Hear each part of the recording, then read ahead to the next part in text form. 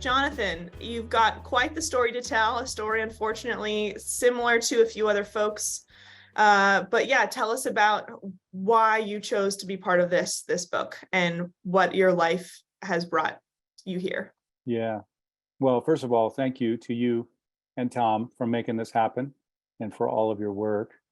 And before I say anything else, honestly, thank you to the Church of the Nazarene for lots of good things. All of my, like almost all of my memories are colored Nazarene. Third generation Nazarene pastor, granddads from both sides, and my own dad. I never had a chance. There's no chance I was going to be nothing but probably a pastor. And so there was a lot of really good things. Unfortunately, in the end, the Nazarenes, bless their heart, as my mom used to say, about anything she was frustrated with, bless their heart. They just, wound up being yet another one of these religious systems that is incapable of doing anything ultimately other than build something upon a scapegoating mechanism, which is what I think that they did. When I say they couldn't do anything else, again, there were a lot of good things, but ultimately in the end, they demonstrated to me that that was what they were doing, and pretty amazing stuff. So glad, really honored, really sad to have had to have gone through all of that and kind of still go through it, because as lots of people I'm sure on this call know, that was a watershed event for me when the Church of the Nazarene deemed me out of alignment with their theology, and it's something that I'll be dealing with really the rest of my life. So it's painful, but also I'm really thankful, I guess, and proud, if that's the right word, to be a part of the whole process. Right. As we heard from Randy Hartman last night, who also had a similar story, it's a sad club to be a part of, unfortunately. That's right. In your essay, you talk about talking with your DS and various people in the church and really questioning them back and them sort of failing to have answers. Can you share a little bit more about that experience?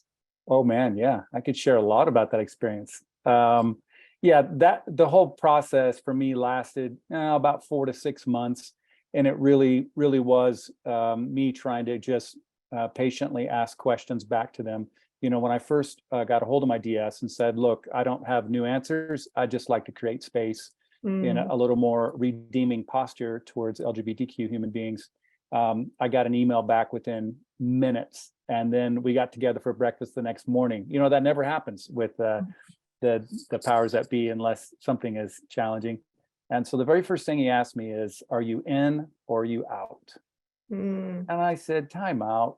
I'm in. I've been in my whole life. We don't need to do that. And then, of course, the next thing was, well, you're out of alignment with our theology. And so to your point, my question was, well, literally, I said, tell me about our theology. And as I go into a little bit in the essay, and I don't mean to suggest he's a bad guy. I think he's a good guy, but I just think he's a product of the system. He was incapable of talking with any complexity at all about this very complex issue. And that was true with the general superintendent as well when I met with him. So as I say in the essay, what they finally admitted was that they really didn't know. I mean, literally, that's what they told me. They said to me, the general said to me, Jonathan, if you want us to say we don't know exactly what the Bible is saying, then that's what we'll say. And my response was, that's perfect. That's exactly what I want us all to say.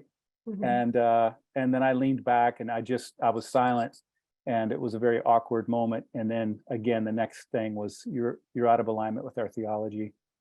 And I just thought, this is preposterous. You just told me you don't know what your theology is, but you're so uncertain of that, but you're so certain you should get rid of me. It was just like this untenable paradox. My brain almost exploded. So as I say in the essay, I was never more uncomfortable with the church, but strangely, never more comfortable with Jesus. And I'll just never forget that. So crazy thing. Yeah. Absolutely. Those are, many things you just shared are shocking to imagine, that kind of an ultimatum, that kind of admission. That's wild. Yeah. So now being a part of this sort of unfortunate club, is there any sort of resource or habit or, I don't know, therapy that has really helped you sort of process this deep shift in your life? How have you dealt with this in the past few years? It's a great question. I've walked a lot. I've hiked a lot. I've exercised by exercising. The bodily movement has been super, super important for me. I've also written. That's been really helpful for me too. I don't know how helpful it's been for other people. But I've written a few books that really helped me. It just helped me to kind of get it in black and white on paper or on the screen, and kind of, I don't know what it is about writing.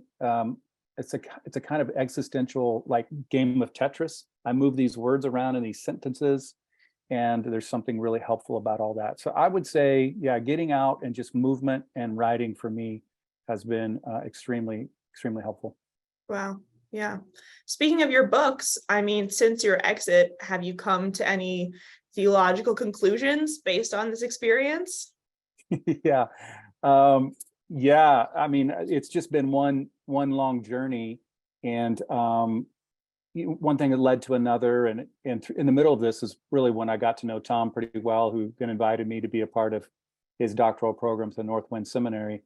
So I jumped into that and did that for 3 years, and came away with a dissertation. It's a book called Theology of Consent, and it was really, really helpful for me to work through all of that and give me a better understanding of a lot of things I was going through, including grief and some other stuff, but a better understanding really of love and the randomness of love. So that was super helpful. I also wrote a little book with a snappy title called Questions That Got Me Uninvited from My Denomination. No, Questions About Sexuality That Got Me Uninvited from My Denomination. The thing is such a long title, I forget sometimes. Around here, we like a long title that does what it says on the tin. That's right. Let's just get straight to the point. So yeah, all that writing has been helpful, and I've been fortunate enough to be able to do a couple other things, and I'm working on some projects now. And the sexuality piece is kind of interwoven into all of it. And it's just, yeah, it's a journey of learning, and glad I'm a part of it. Yeah, absolutely. We're glad you're a part of it too, and a part of our journey together. Yep. Thank you so much, Jonathan. Thank you, Alexa. I appreciate it. And I'm so glad I got to talk with you rather than Dr. Tom. You can talk to Tom any old day.